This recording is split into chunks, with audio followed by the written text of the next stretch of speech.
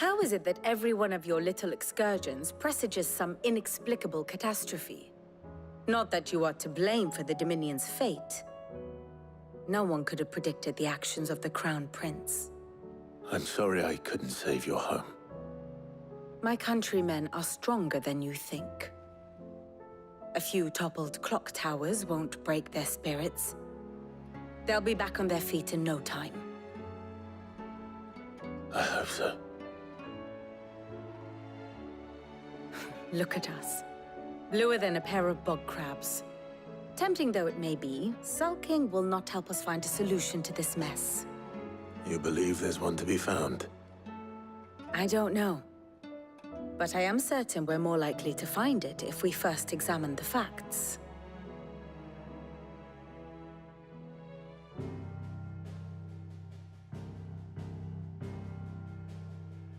Beneath these darkened skies, fear and confusion reign over Valisthea. Oh, the lands around the fallen Mother Crystals had already begun to wilt for want of ether. But not like this. Crystals that filled wells and fueled furnaces, now nothing but pretty shards of rock. And those that hang from the people's necks cast nary a glimmer of light to keep the dark at bay. It is only a matter of time before the common folk convince themselves that the end of days is upon us. Yet I fear a swift end is more than we can hope for. While most of the world thirsts for ether, the remainder drowns in it, spawning Akashic in droves. And amidst the hordes of mindless beasts, with magics as like to fail as function, even the strongest nation would falter. Rosaria and the Iron Kingdom teeter on the brink of collapse, while the tragedy in Twinside has all but paralyzed the Holy Empire. Dhalmekia fares little better. Rumor has it the ministers fled the capital after the fall of Drake's Fang, leaving their beloved republic to crumble. Waloed, meanwhile, moves in earnest. The Einherjar has been sighted off-storm. The world, in short, is in chaos. It would seem our civilization was nothing but a castle of sand, to be washed away at the whim of the waves.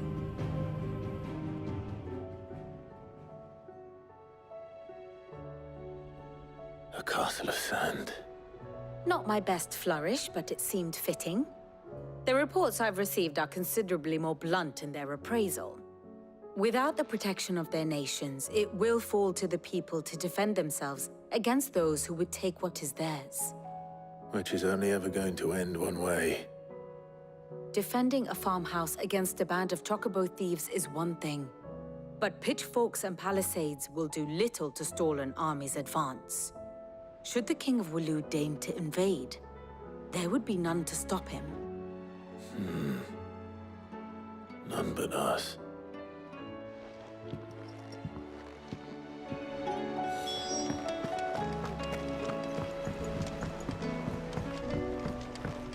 Did you see that? Tell me you saw that.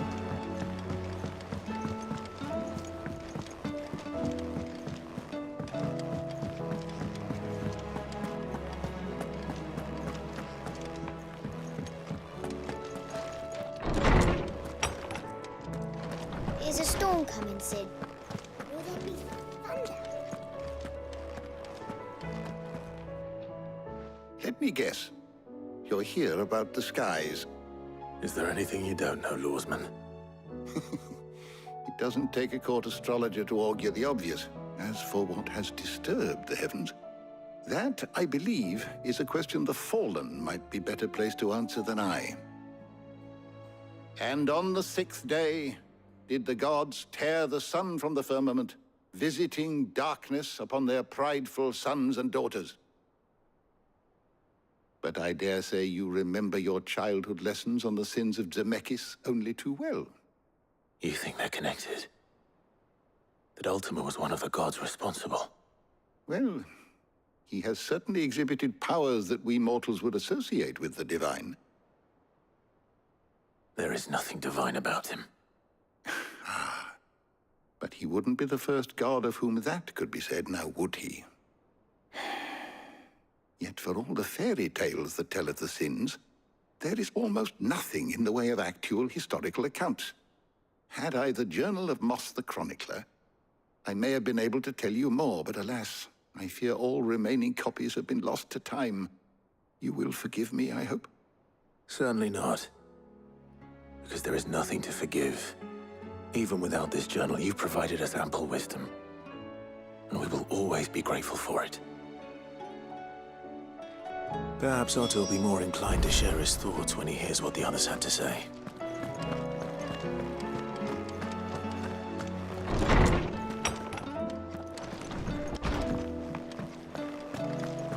Seems the hideaway has lost its outfit. Did you see the pair that got hauled into tires?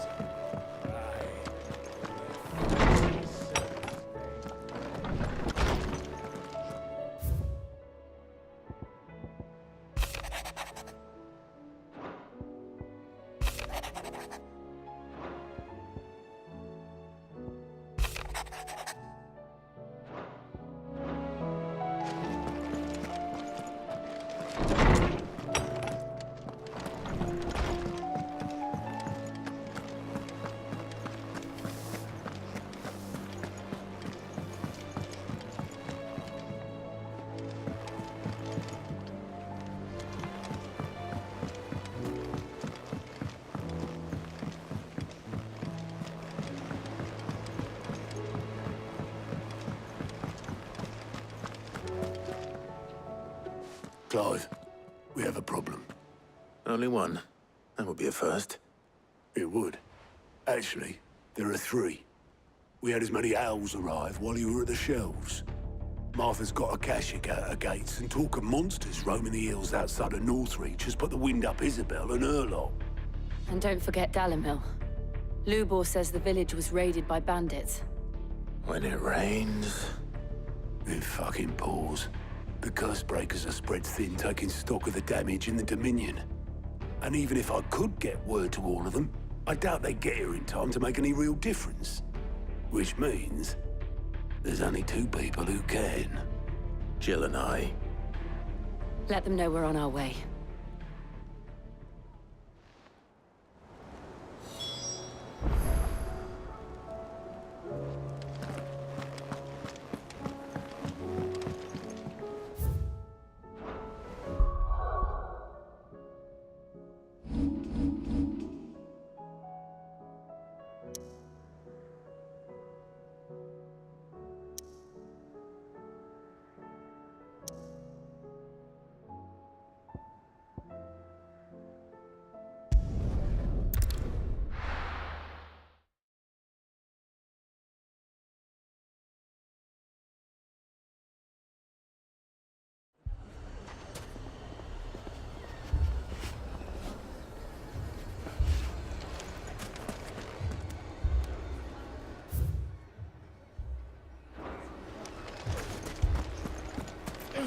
Fucking thieving bastards. Sid. Your new companion appears much more formidable than your uncle. Should I be worried? You haven't been introduced. Jill, Clive has told me much about you. All lies, I'm sure. Your Stolas said that Dalimil has a bandit problem. Indeed. Although, you're a little late. They left with our food and guild days ago. Any idea where they went? The desert's a big place. Your guess is as good as mine. But the fact is, I have more immediate concerns. What did you say to me? What did you say? As if by magic. Let's just say we've yet to reach a consensus about how to solve Dalimil's little problem. And at this rate, it won't be the actions of the bandits which prove to be our undoing. It will be our own. I've tried reasoning with the dissenting parties, but even the Desert Hare has limits. Perhaps we could talk to them. What makes you think they'll listen to us? What makes you think they won't? She makes a fair point, Sid. And you won't have wasted much of your precious time if you fail. They're just across the courtyard.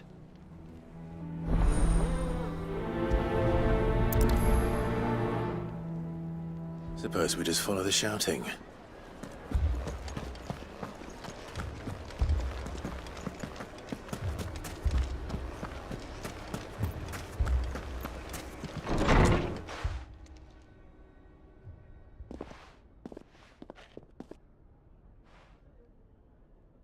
You wouldn't talk like that if it had been your men whose throats were slit. Blood for blood, it's the only way. We hire mercenaries and have them mount the bandits' heads on our walls as a lesson to the rest.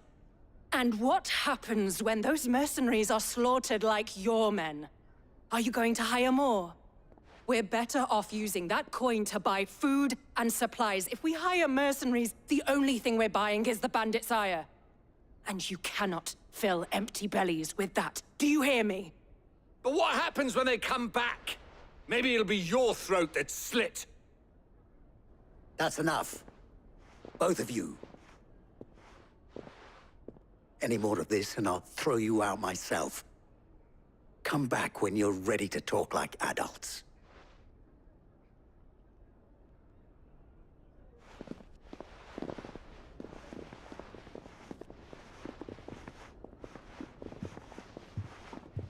Victor. What's he doing here?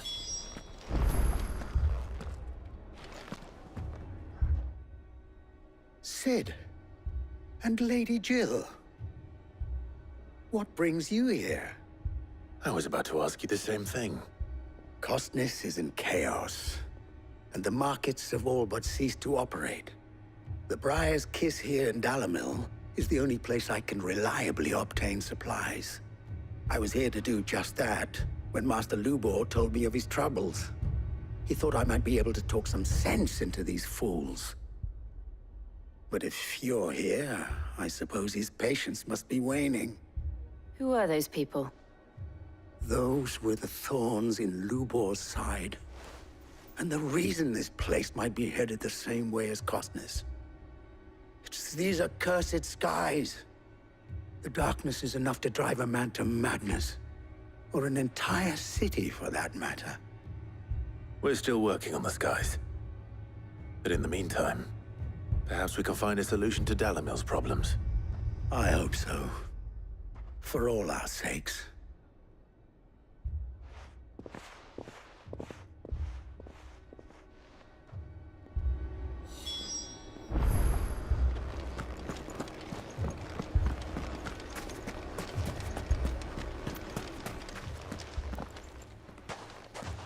So, you see my predicament?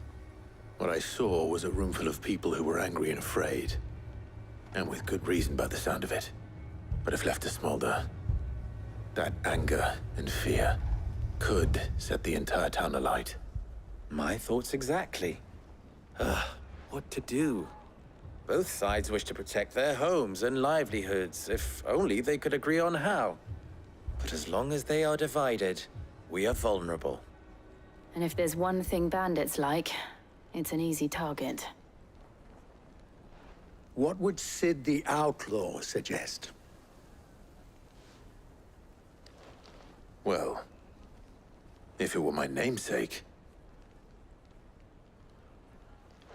he'd let them choose for themselves, and be on hand to pick up the pieces when it all went wrong. That sounds like a recipe for disaster. A recipe for disaster is precisely what it is. But perhaps that realization would be enough to make them question the ingredients. While it's plain neither Conrad nor Natalie will countenance the other's proposal, it may still be possible to make them doubt their own. Before presenting them with a third option. And that would be? To pool our resources and save the city ourselves. Why fight each other? When all that fear and anger can be directed at the bandits. It appears we have a plan of action. Victor, pay Conrad a visit. See if you can't convince him of his folly. I'll speak with Natalie. As you wish. Your faces are not well known in this town. That may prove useful. Don't worry, Victor and I will do most of the talking. You need only play along. Play along. What he means to say is yes.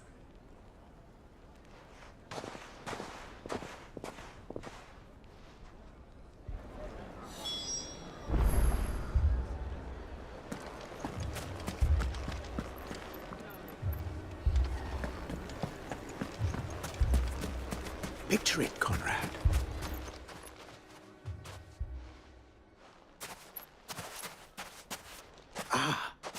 Here she is. The Lady of the Spear herself. Conrad, may I introduce you to Jane, commander of the Red Wings, the oldest mercenary guild in the Free Cities. A pleasure, my lady. The pleasure is all mine. As I told you, I summoned the commander here from Canver to inquire about a contract. Victor says you told him no. That there aren't any men left to hire. Is that true? True as the crystals cracked. Nobles came and claimed every last one worth his salt. And not just from us Red Wings. You know of the 7 high houses. There must be 200 swords assigned each one. Granted, we have a few boys left.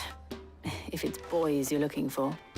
Well, Conrad, are you saying that Dalamil's finest cannot defend this town better than a gaggle of unblooded striplings? That a band of beardless youths could better avenge the deaths of your brave men than you yourselves? Absolutely not. We'll show those bastards who they're dealing with.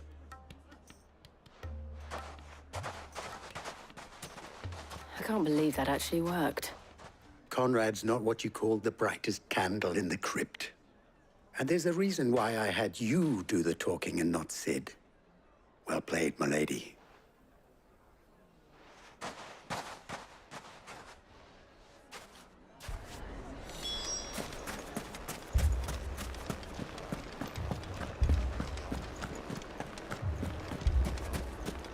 My shop. If I had my pickaxe, I would... I mean, it may still be possible to buy something. And... here he is now. Natalie, allow me to introduce Lord Underhill of Randalar's prestigious League of Merchants. Lord Underhill. At your service. Underhill. I was just telling the good lady of our conversation, my lord, and how you were lamenting the state of the capital's stores. Lubor says that not only are the granaries almost empty, but that war and the Blight mean this season's harvest won't be enough to fill them for winter. Indeed, certainly that is the case.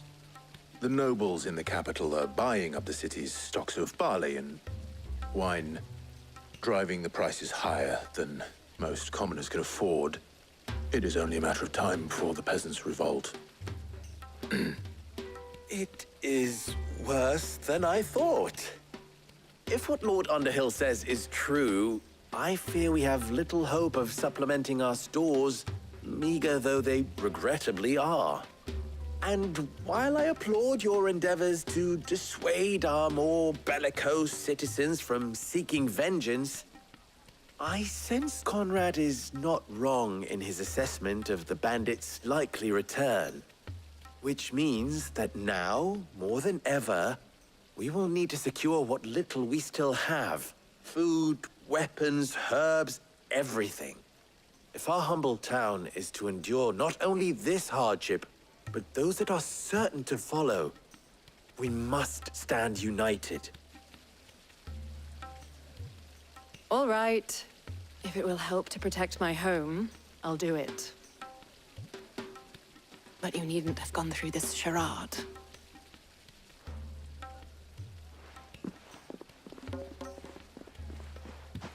Thank you, Clive. Your performance was nothing if not workmanlike. She saw right through it. I didn't say it was good, merely that it produced the desired effect. Now, my scouts should be returning shortly.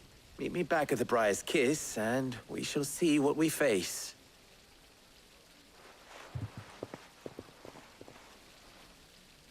I'm not convinced our roles in this ruse were entirely necessary. I don't know. Conrad seemed quite taken with you. Mummy, I'm scared. Oh, I'm ruined. Good news, Sid. Both Conrad and Natalie have somewhat gracefully accepted their new roles. With time, they may even learn to. Time no longer appears to be the luxury it was before lunch. I take it your scouts found the bandits. Technically, it would be the bandits who found my scouts. It appears they march for Dalimil as we speak. All of them. You're not serious. They don't just want food, they want the whole damn town.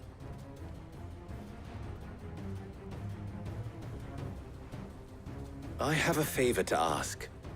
I'm told the bandits march in two groups, one from the south and one from the desert, in a move doubtless intended to stretch our already gossamer-thin defenses. Very well. Jill and I will meet those from the desert. But what of the rest? The rest, my friend, the city shall fight. Together. The stakes, I concede, are high.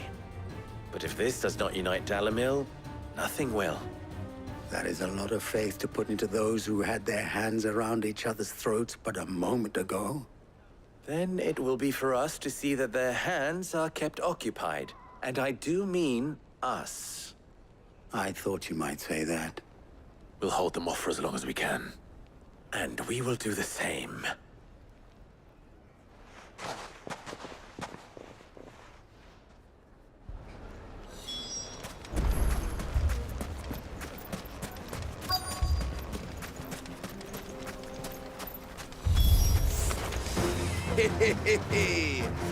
The women folk have come to welcome us. I'll take that one. It's all yours. All yours, Drogon. This one. Get up.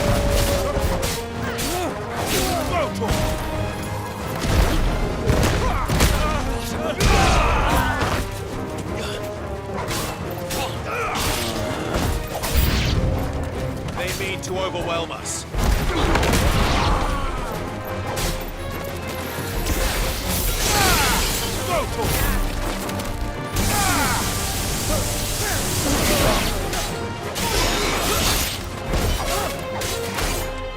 Get him!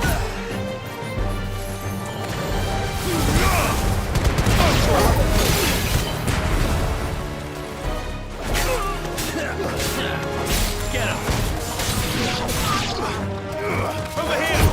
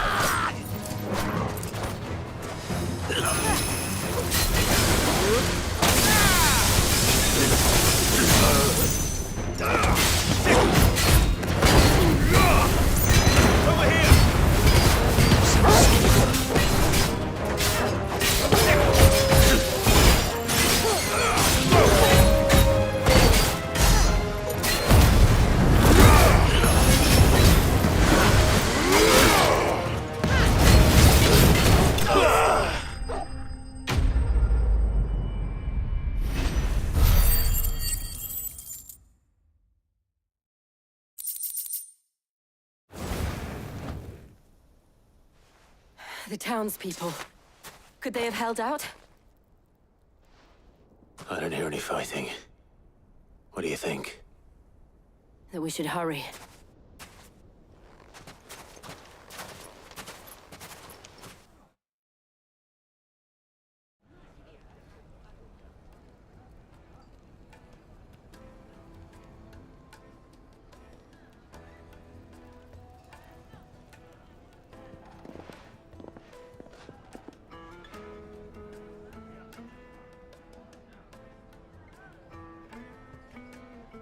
Natalie, I owe you an apology. You did well out there. The inn would have been lost had you not held the line. Without you, there would have been no line to hold. You saved us, Conrad. You saved Dalimil. We all saved Dalimil.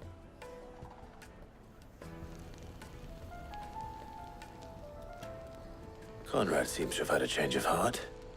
I'd say they both have. I take it from your presence that our visitors from the desert won't be joining us either. Pity. The plan worked, Sid. Granted, it only took an army of bloodthirsty bandits at our gate. Calm now, Victor. Why quibble over the details? We are united, and that is all that matters. As for you, Sid, you fight considerably better than you act. I'll take that as a compliment.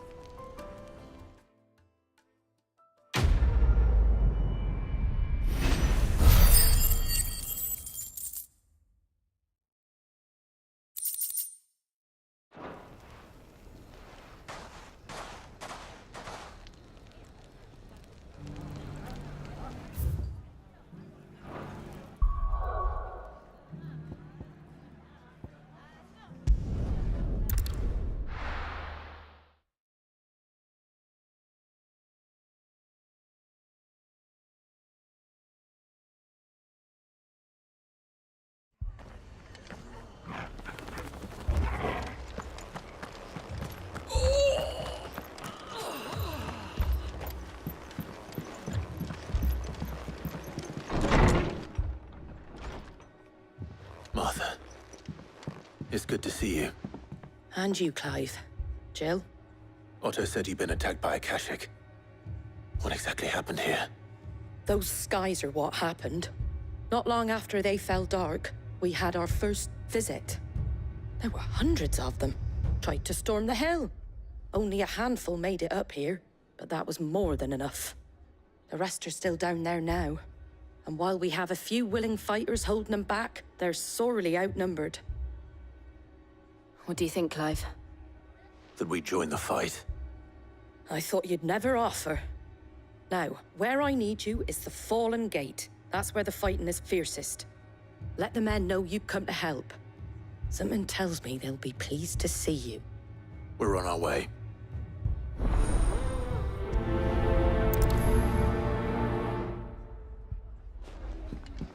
Do you think there were as many as Martha says? More.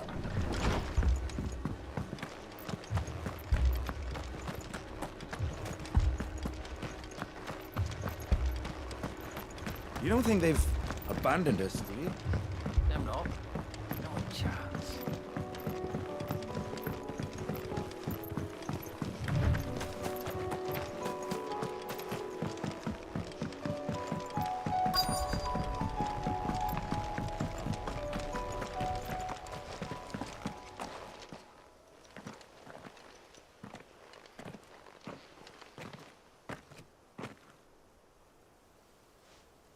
Clive, wounded.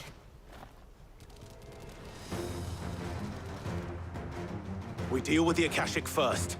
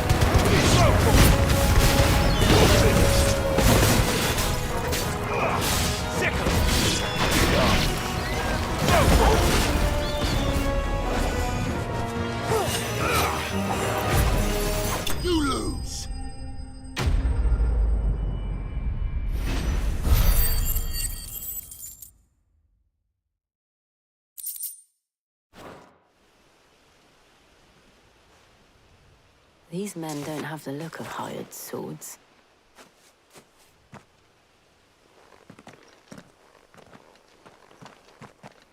If you've come to rob this place, You are mistaken, my Lord Rosfield. We're here by Madame Martha's leave. how do you know my name? Forgive me, my lord. There wasn't time for introductions. We're with the Guardians of the Flame. Wade's men? But how did you come to be here? Where is your commander? Sir Wade left earlier with a scouting party to find out where the Akashic were coming from. Did he? Take your wounded back to the inn. Martha will see you're looked after. We'll join you anon.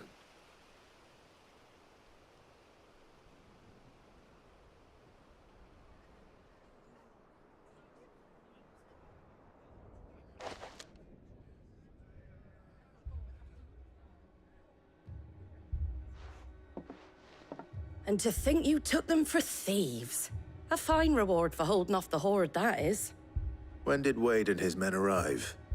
Not long after Rosalith fell. The Guardians asked me to shelter some of them that had lost their homes.